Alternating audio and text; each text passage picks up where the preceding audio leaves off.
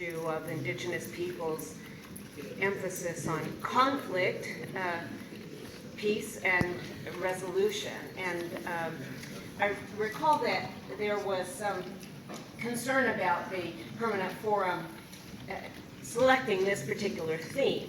And also in our own sessions, we talked about how to kind of orchestrate the panel and selection of a moderator for the panel. And I have to say that I found it, for myself anyway, crucial that a member state of the Security Council could moderate this particular panel in order to make it clear that the conflicts that Indigenous peoples are facing have a very distinct dimension, and in fact many of these conflicts and the distinct dimension of the adverse impacts of conflict upon Indigenous people should indeed be on the radar screen of the Security Council.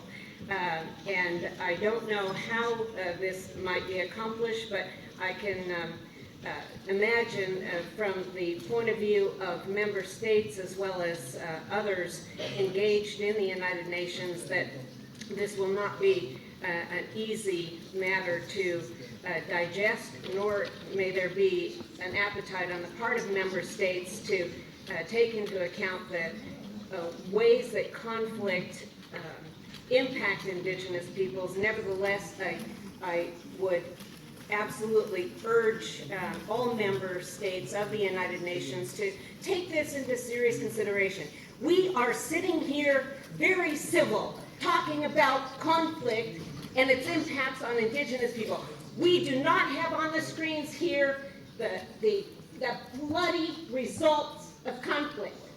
This is, in fact, it's somewhat ironic that we are sitting here in a very civil fashion. We're allotted certain minutes of time to talk about the blood and death and destruction of Indigenous peoples and their communities, their lands, their territories, which will take decades to restore.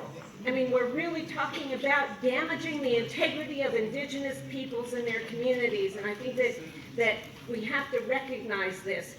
When I stated this in the course of our Permanent Forum meeting about how important it would be to have the reality in the visual images shared with people in order to get to the heart of the matter. Well, no, maybe we should emphasize peace. Maybe we should emphasize resolution.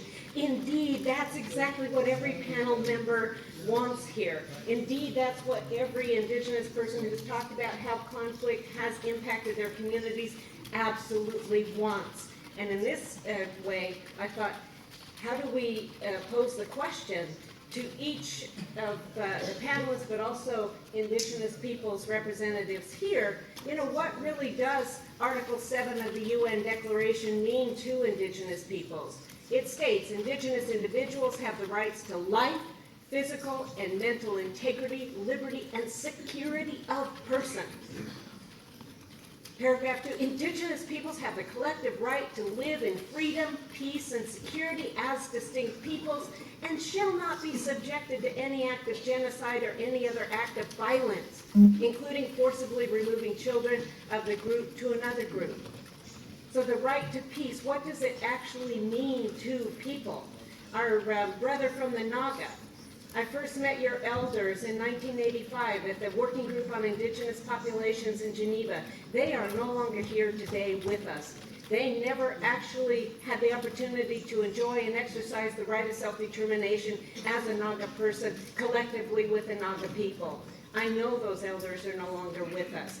So this then brings me to the point about the urgency of the situation. We have an Indigenous sister who talked about how we need timelines and deadlines for enacting and implementing peace accords. We were recently in Guatemala.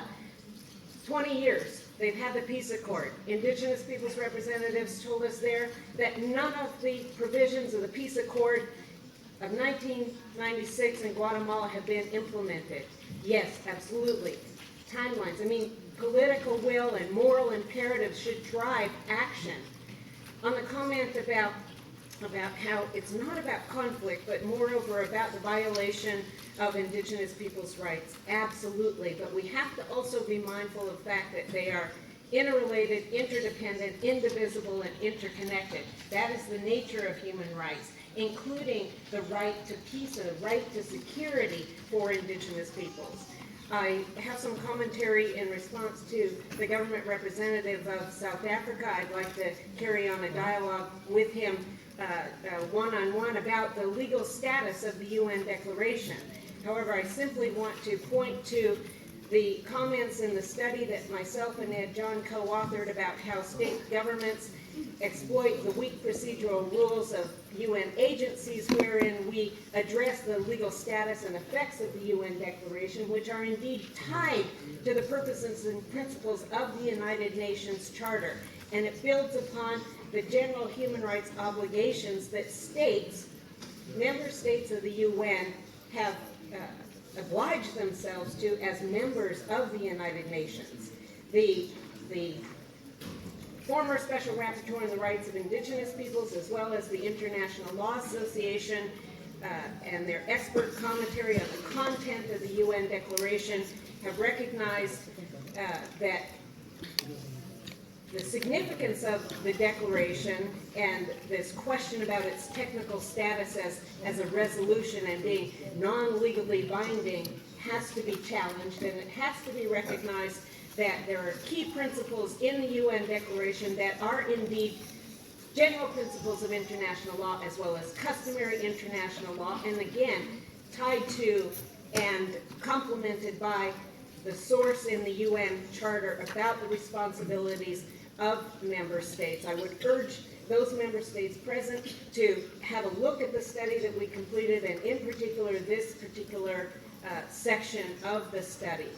I want to also just briefly comment about the ILO and the references, the important references that were made about it as a recourse mechanism, but also how they've contributed to resolving conflicts before they escalate and become the bloody conflict that we have been hearing about. And this is, I think, an especially useful example in light of, as Devashish Roy has pointed out, the tripartite features of the ILO and the fact that employers and industry are at the table. And oftentimes this is the missing dimension to issues related to